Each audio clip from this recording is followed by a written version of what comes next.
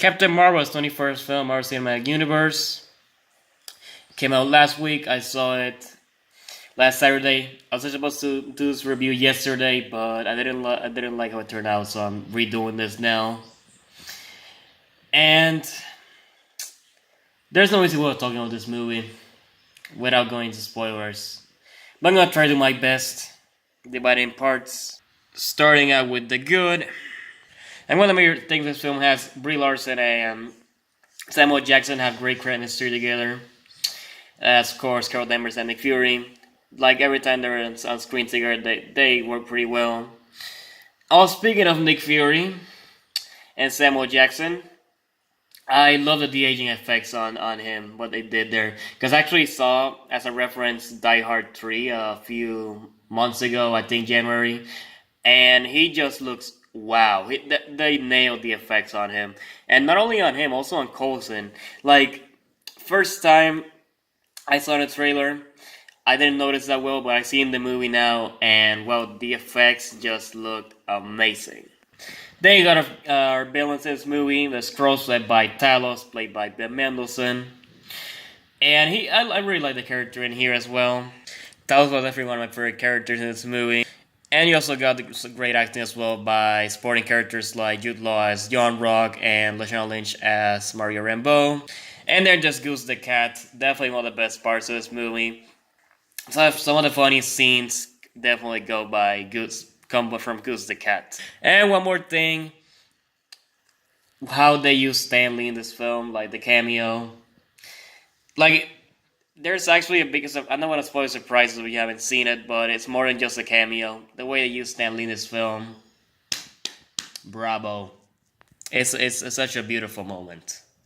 And then getting to the mixed, which is that Captain Marvel herself, the character, I like her, but like you really don't see like why, like what makes her so special, to be honest. Like, she's really powerful and all, but okay, you've already got a lot of great powerful characters in the Marvel Cinematic Universe, so what makes her so special, to be honest? I didn't really like understand why is she gonna be so important to the Avengers Endgame. And also you got the returning characters from Guardians of the Galaxy, of course Ronan and Korat, and it's nice seeing them again, but like once again they just don't do anything in this film. Like, this film could have easily redeemed Ronan, but he's barely in the movie.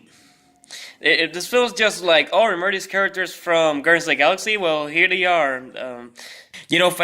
Like, they clever Easter egg, getting these characters back, and look at them, they were younger. And then there's also, as I mentioned, I really did like the Skrull Talos, the character, but there were some decisions made with the Skrulls in this film that I don't know how I really feel about that. I really wasn't that much of a fan of what they did with the Skrull characters in here, without going to spoiler territory. The special effects are pretty decent, not very great, but they're pretty good. And also the fact that Skrulls one of the character that they some major changes to as another character that they changed from the comics. I honestly don't know how I feel about that. Not gonna go into spoilers again, but I don't really like what they went of certain character in this film. And then finally, the bad. Story itself is pretty predictable.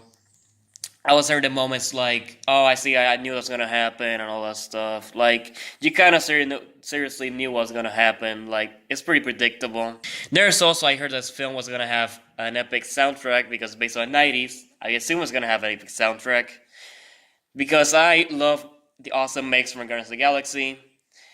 And soundtrack in this film, other than like 3 songs, I really wasn't a fan of it. I really wasn't a fan of the song choices they picked for here. And one of the biggest mysteries of the MCU is how Nick Fury lost his eye. Not gonna say how, not even a spoiler video. But man, was that so disappointing. And one more thing before I go to a rating. Obviously, this is a Marvel movie. It has 2 credit scenes. One before the post-credit scene that ties up to Avengers Endgame. The other one you can pretty much skip if you want to. It was similar to like the Ant-Man and the Wasp one, where you had like the useless funny scene with the ant playing the drums. It was something like that. That just doesn't tie to anything. It's just a funny scene. The first scene's the most important one. But anyways, I'm gonna give Captain Marvel 3 cats. Get it? Goose the cat. Clever. And in the MCU scale, I'm probably gonna put it number 60. I was kind of struggling if to put it before or after. Like Incredible, I didn't know if to put it after Incredible Hulk or before Incredible Hulk. But then again, Incredible Hulk as one of my favorite MCU fight scenes. Captain Marvel doesn't really have that many memorable moments, so I ended up putting at 60. And if you go back to some of my previous videos of Marvel, the MCU scale has changed. I saw films back to back at the beginning of this year, and I did some mere changes here, so you can compare how this looks like now. So of course that spoiler video is going to come out later. I'm just going to wait till it spends some time in theaters. But what do you think of Captain Marvel? Did you like this film? Did you not like it? Let me know in the comments down below. If you're new here, subscribe and click on some of my videos. I'll see you next time. Bye everyone.